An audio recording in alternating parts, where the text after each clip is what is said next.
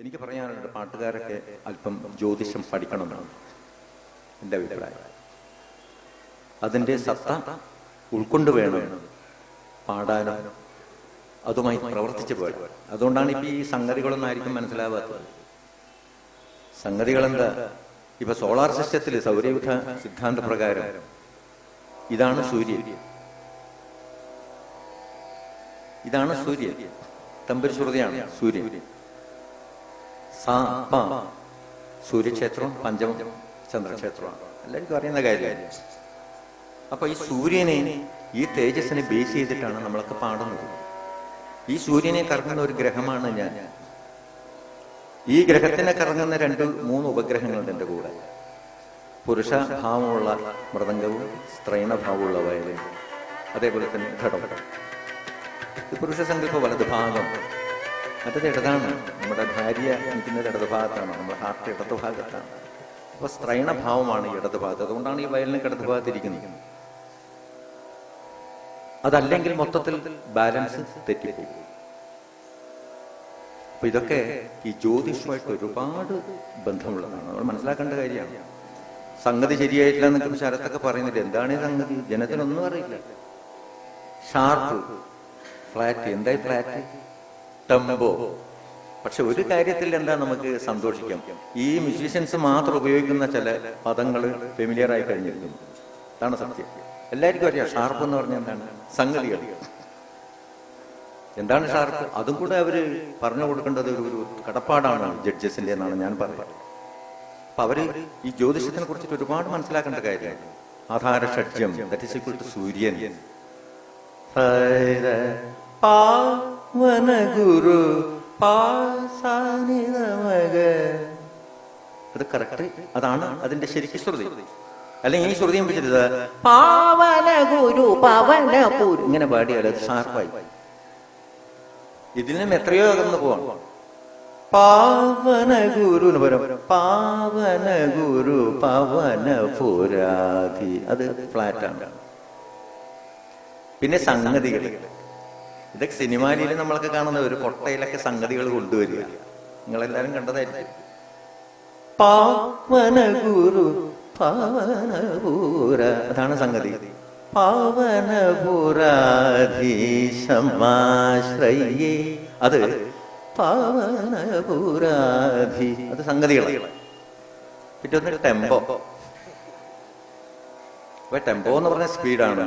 നമ്മുടെ ഒരു കൊടുക്കുന്ന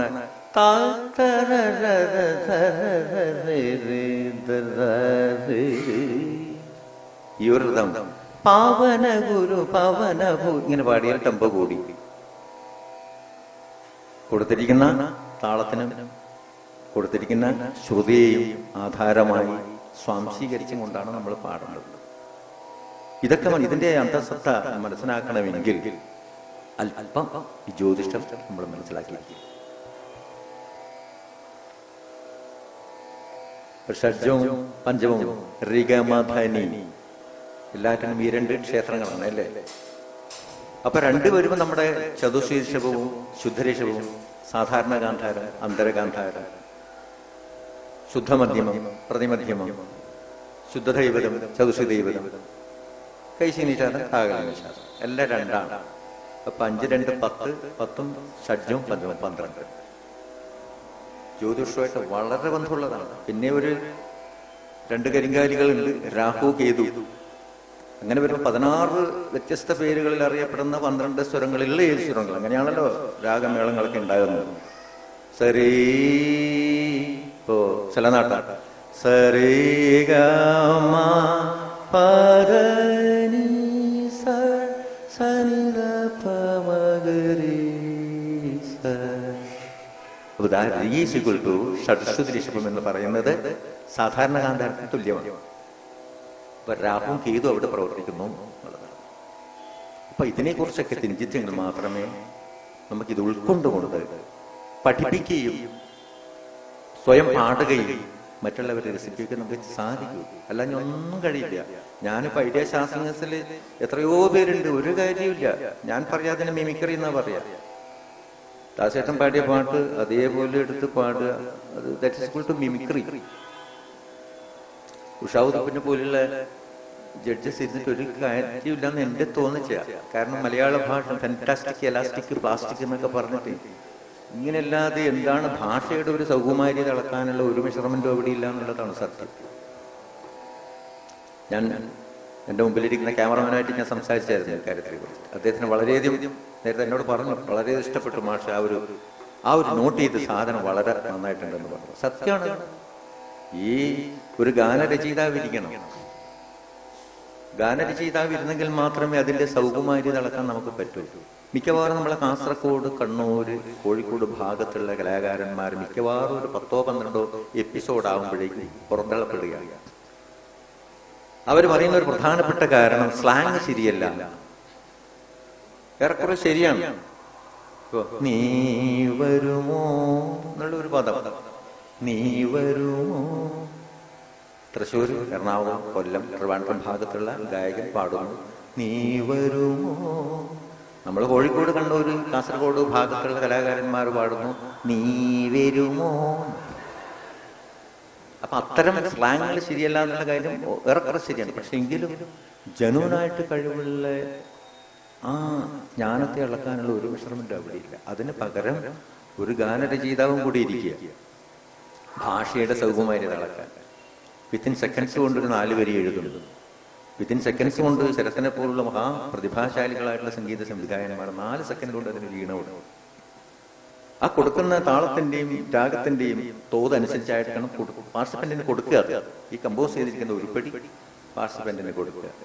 അവൻ അത് കൊടുത്തിരിക്കുന്ന രാഗത്തിന്റെയും താളത്തിന്റെയും തോതെടുത്ത് ഇംപ്രവൈസ് ചെയ്ത് സെൽഫ് കോൺട്രിബ്യൂഷൻസ് കൊടുത്ത് പാടുമ്പോഴാണ് അവനിലുള്ള സംഗീതജ്ഞാനത്തെ അളക്കാൻ നമുക്ക് സാധിക്കുന്നത്. അതുകൊണ്ടാണ് ഇവര് നിലനിൽക്കാത്തത്. ജന്മനാൾ വാസനയുള്ള ഒരു കലാകാരനെ കണ്ടെത്താൻ സാധിക്കാത്തത് അതുകൊണ്ടാണ്. 2 കോടി വാങ്ങിച്ചുകൊണ്ട് കാര്യമില്ല. കോടാനുകോടികളുടെ മനസ്സിൽ ഒരു സ്ഥിരപ്രതിഷ്ഠ നേടാനുള്ള ഐഡന്റിഫിക്കേഷനാണ് ഓരോ ഗായകൻ ചെയ്യേണ്ടതെന്നാണ് എൻ്റെ അഭിപ്രായം. അതുകൊണ്ട് ഇവര് സീസൺ എന്ന് പറയാം. ഒരു സീസണിൽ, ആദ്യത്തെ സീസണിൽ ഇറങ്ങിയിരിക്കുന്ന സംഗീതം ഇപ്പൊ ആർക്കും ഓർമ്മയില്ല. 2ാമത്തെ സീസണിൽ ഇറങ്ങിയിരിക്കുന്ന നജീമിനെ മറന്നുകൊണ്ടിരിക്കുന്നു. 3ാമത്തെ സീസണിൽ ഇറങ്ങിയിരിക്കുന്ന വിവേകാനന്ദൻ ഇപ്പൊ ഇല്ല. 4ാമത്തെ ജോബി. ഇങ്ങനെ ഓരോ സീസണിലും ഇറക്കുക. അതുകൊണ്ട് അവരങ്ങനെ പറയാം ഇനി അടുത്ത സീസണിൽ ഒരാൾ വരാണ്ടത്. ആ 1-2 കൊല്ലം ഇങ്ങനെ പുഷ്പിച്ചു നിൽക്കും. എന്നാലും ഒരു ദാസേട്ടൻ ആവാൻ നമുക്ക് പറ്റുന്നില്ല. ഒരുപാട് സഫറിങ്സ്, കഷ്ടപ്പെടണം, ഒരുപാട് കഷ്ടപ്പെടണം. ഈ വാഗ്ദാനങ്ങളുടെ പിറകെ പോയിട്ട് കഷ്ടപ്പാടുകൾ മറക്കുന്നു എന്നുള്ളതാണ് സത്യം. സത്യമാണ്. എനിക്ക് പറയാതിരിക്കുന്ന നിവർത്തില്ല. ഞാൻ തുറന്നടിക്കുന്ന കൂട്ടത്തില്ല. അതുകൊണ്ടാണ് പറയുന്നത്. തെറ്റുണ്ടെങ്കിൽ മുമ്പിലേക്കുന്ന ശ്രോതാക്കൾ ക്ഷമിക്കുക. വളരെ കാര്യമായിട്ടാണ് ഞാൻ പറയുന്നത്. ഒരുപാട് കലാകാരന്മാർ ഇതുപോലെ പിന്തള്ളപ്പെട്ടു പോവുകയാണ് ഇപ്പോൾ ഉണ്ടാകുന്നത്. അപ്പൊ അതിനെക്കുറിച്ച് മനസ്സിലാക്കാനും സ്വാംശീകരിച്ച് പഠിക്കാനുമുള്ള ഒരു സ്ഥാപനവും അധ്യാപകരും. വെറുതെ ഫീസ് വാങ്ങിക്കുക, 4 ആഴ്ച പോയി, അടുത്ത ശ്രീഗണനാഥ സിന്ദൂരാഭരണ കഴിഞ്ഞു നിന്നോ കോരി തീർന്നു, പഠനം തീർന്നു. പിന്നെ അടുത്ത യൂത്ത് ഫെസ്റ്റിവലിൽ മത്സരിച്ച ഒരു കീർത്തനം, അത് പൊളിഞ്ഞു പോയ അതോടുകൂടി പഠിത്തം. അങ്ങനെയല്ലാതെ ഇതിന്റെ സത്ത ഉൾക്കൊണ്ടുകൊണ്ട് പഠിപ്പിക്കാനോ നമ്മൾ പറഞ്ഞു കൊടുക്കേണ്ട ഒരുപാട് കാര്യങ്ങളുണ്ട്. ശബ്ദത്തിൽ നിന്നാണ് ശബ്ദത്തിൽ നിന്നാണ് സത്വം ഉണ്ടായിരിക്കുന്നത്. ശബ്ദമാണ് ആദ്യത്തെ ബ്ലാസ്റ്റിംഗ്. ഞാൻ നേരത്തെ പറഞ്ഞത് ആദ്യത്തെ ബ്ലാസ്റ്റിംഗ് ആണ്. ഓംകാരത്തിൽ നിന്നാണ്. ഓംകാരം, ഇതിൽ നിന്നാണ് എല്ലാം ഉണ്ടായിരിക്കുന്നത്. എല്ലാ മതവിഭാഗങ്ങളുടെ എല്ലാ ആർഷിക ഗാനങ്ങളും എടുത്തിരിക്കുന്ന ഇതാണ്. നിസരി നിസരി സരി നീ ഉദാത്തം അനുദാത്തം സ്വരിതം അനുദത്തമുദത്ത സ്വരിത പ്രചയം താണ്ഡവമുഖരലയ പ്രഭവം പ്രണവാകാരം സംഗീതം എന്നാണ് പറഞ്ഞത്. സരി മാപനി പമരിസനി മപനി സരി. അപ്പൊ ഉദാത്തം അനുദാത്തം സ്വരിതം നീ സരി സരി നീ സരി നീ സ നീ സരി സ. ഓം ഭൂർഭുവസ്വഃ സവിതുർവരെണ്യം ഭർഗോ ദേവസ്യ ധീമഹി ധിയോ യോ ന പ്രചോദയാത്. സല്ലല്ലാഹു അലാ മുഹമ്മദ് സല്ലല്ലാഹു അലൈഹി വസല്ലം യാ റസൂലുള്ളാഹ്. ഈശോ വിശിഖയ്ക്ക് സ്തുതിയായിരിക്കട്ടെ എപ്പോഴും. ഇതൊക്കെ ഈ ഓംകാരത്തിൽ നിന്ന് പോയതാണ്. പിന്നെയാണ് 2 സ്വരങ്ങൾ കൂടി 5 സ്വരങ്ങൾ. സാമഗാനങ്ങൾ മുഴുവൻ പാടിയിരിക്കുന്നത് 5 സ്വരങ്ങൾ കൂടി എന്നാണ് പറഞ്ഞത്. പിന്നെയും നമുക്ക് ഒരേ ആവർത്തന രീതി മടുത്തപ്പോൾ വീണ്ടും കണ്ടുപിടുത്തങ്ങൾ കൂടിക്കൊണ്ടുവരികയാണ്. അങ്ങനെയാണ് മാപ്പ എന്ന സ്വരം കൂടി സരി ഗ മ പദനി ഒക്ടേവ്, ഒരു സ്ഥായി, അതൊരു സ്ഥായിയായി ഒക്ടേവ് എന്ന് പറയും. മിഡിൽ ഒക്ടേവ്, അതേപോലെ തന്നെ ബേസ് ഒക്ടേവ്, അത് താരസ്ഥായി, ആദ്യ താരസ്ഥായി. 4 ഒക്ടേവ്. നമുക്ക് 4 ആഴ്ച കൂടുമ്പോൾ ഒരു മാസമായി, 12 മാസം കൂടുമ്പോൾ ഒരു ആണ്ടായി. അതുപോലെ തന്നെയാണ് ഇതും. സരിഗമ പദനി സരിഗമ പദനി. ഞായർ, അടുത്ത ഞായർ വരെ, ഞായർ തിങ്കൾ ചൊവ്വ ബുധൻ വ്യാഴം വെള്ളി ശനി ഞായർ ആണ് പറയുന്നത്. Violet, indigo, blue, green, yellow, orange, red, violet, Gangai, Yamuna, Godavari, Saraswati, Narmada, Krishna, Kaveri, Ganga, എല്ലാം സപ്തമാണ്. ഇതൊക്കെ നമ്മളെ കുട്ടികൾക്ക് മനസ്സിലാക്കി കൊടുക്കണം. വെറുതെ പഠിച്ചത് കൊണ്ട് കാര്യമായില്ല. അപ്പോ നമ്മുടെ മനസ്സിലുണ്ടാകുന്ന ഒരുപാട് പൊല്യൂഷൻസ്, മെന്റൽ പൊല്യൂഷൻസ്, നമ്മുടെ റോഡരികില് മാത്രമല്ല, തോട്ടുവക്കത്ത് മാത്രമല്ല, പുഴയരികിൽ മാത്രമല്ല, നമ്മുടെ മനസ്സിലാണ് ഒരുപാട് ജീർണിച്ച അംശങ്ങളുള്ളത്. ഇതൊക്കെ ഒരു പരിധിവരെ അകറ്റി നിർത്താൻ നമുക്ക് കല കൊണ്ട് സാധിക്കും, സംഗീതം കൊണ്ട് സാധിക്കും എന്നാണ് ഞാൻ വിശ്വസിക്കുന്നത്. ടെററിസം പോലും ഒരു പക്ഷേ ദൂരീകരിക്കാൻ ഈ കല കൊണ്ട് സാധിക്കും. അതുകൊണ്ട് കലിയെ അകറ്റുന്നതാണ് കല എന്ന ഒരു നിർവചനം നമുക്ക് കൊടുക്കാം. ഞാൻ ഇത്രയും പറയാൻ കാരണം ഒരുപാട് സംഗീത പ്രേമികൾ, പഠിക്കുന്നവർ, പഠിപ്പിക്കുന്നവരൊക്കെ ഒരു പക്ഷേ ഇതിലുണ്ടായിരിക്കാം.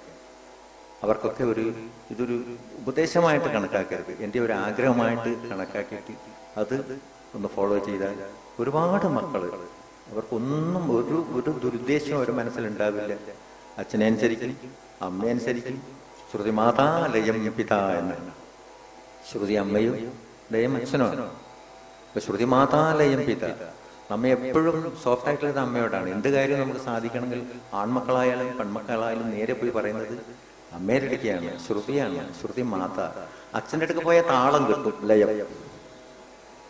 അപ്പൊ ഇത് അനുസരിച്ച്, അച്ഛനെ അനുസരിച്ച്, അമ്മയെ അനുസരിച്ച് ഒരു ഡിസിപ്ലിൻഡായിട്ടുള്ള ഒരു ലൈഫിലേക്ക് പോകാനുള്ള ഒരു മനസ്സും കെട്ടുറപ്പും കുട്ടികൾക്ക് ഉണ്ടാവും. ഒരു തോന്നിയ മാസം അവരെ ചെയ്യില്ല. പോലീസ് സ്റ്റേഷനിൽ പോയി നോക്കിയാൽ കുറ്റവാളികളെ ലിസ്റ്റ് എടുത്ത് നോക്കി ഒരൊറ്റ സംഗീതക്കാരൻ അവരിലുണ്ടാവും, വളരെ പൂർവ്വമായിട്ടുണ്ടാവും. അപ്പൊ അതിന്റെ കാര്യം ഇതാണ്. നമുക്ക് ചെയ്യാൻ പാടില്ലാത്തതും, മഹാത്മാഗാന്ധി പറഞ്ഞതുപോലെ പറയാൻ പാടില്ലാത്ത പ്രവൃത്തി, വാക്കുകളോ ചെയ്യാൻ പാടില്ലാത്ത പ്രവൃത്തികൾക്കും നാം അടിമകളാകരുതെന്നാണ് അദ്ദേഹം പറഞ്ഞിരിക്കുന്നത്. ഉടമകളായിരിക്കണം എപ്പോഴും നമ്മുടെ മനസ്സിലത് വേണം. അതാണ് ഇന്നത്തെ ഈ കാലഘട്ടത്തിൽ എനിക്ക് പറയുന്നത്. നമ്മളൊക്കെ പ്രകൃതിക്ക് വിരുദ്ധമായിട്ടല്ലേ നടക്കുന്നത്. അതുകൊണ്ടാണ് ഒക്കെ ഒരുപാട് എത്ര ദുർമരണങ്ങളാണ് നടക്കുന്നത്. എത്രയോ ആക്സിഡന്റ്, എത്രയോ കുഞ്ഞു മക്കൾ, ഒന്നും അറിയാത്ത ആരും ഒരു ദ്രോഹം ചെയ്ത മക്കളെന്ന് വെച്ച് വീഴും. എപ്പോഴും നമുക്ക് ദുഃഖം പ്രകൃതി തരിക. പ്രകൃതിക്ക് വിരുദ്ധമായിട്ടാണ് നമ്മളൊക്കെ നീങ്ങുന്നത്. അതുകൊണ്ടാണ് ഇപ്പൊ കോഴി ഇങ്ങനെ ചെക്കിച്ച് കഴിഞ്ഞിട്ടാണ് കൊത്തി തിന്നുന്നത്, ഭക്ഷണം കൊത്തി തിന്നുന്നത്. അത് ഇങ്ങനെ ചെക്കിച്ച് തിന്നില്ല, അങ്ങനെ വേണമെങ്കിൽ തിരിഞ്ഞിരിക്കും. അതുകൊണ്ട് സുനാമി പോലുള്ള, എർത്ത് പാക്ക് പോലുള്ള മഹാദുരന്തങ്ങളെ കാലേക്കൂട്ടി മനസ്സിലാക്കി രക്ഷപ്രാപിക്കാൻ അവർക്ക് സാധിക്കുന്നു. സുനാമി വന്നപ്പോൾ കെട്ടിയിട്ട കന്നുകാലികൾ മാത്രമേ മരിച്ചിട്ടുള്ളൂ. അതാണ് സത്യം. അപ്പൊ അങ്ങനെ ഒരു ബോധം നമുക്കുണ്ടായാൽ നാട് നന്നായി. എവിടെയാണോ താളക്രമം ഉണ്ടാകുന്നത് അവിടെ നാട് നന്നായി. താളം എന്ന് പറഞ്ഞ ക്രമമാണ്, 1 2 3 4 ക്രമമാണ്. ഇത് തെറ്റുമ്പോഴാണ് അക്രമം ഉണ്ടാകുക. മൊത്തത്തിൽ നമ്മളെ വീട്ടിലായാലും ഗ്രാമത്തിലായാലും സംസ്ഥാനത്തായാലും രാജ്യത്തുടനീളം ലോകം ഒട്ടുക്കും പൈശാചികമായിട്ടുള്ള ഒരുപാട് ദുരിതങ്ങളെ കയറ്റി നിർത്താൻ ആളെ ബോധം കൊണ്ട് നമുക്ക് ഉണ്ടാക്കാൻ സാധിക്കുന്നതാണ് എനിക്ക് പറയുന്നത്.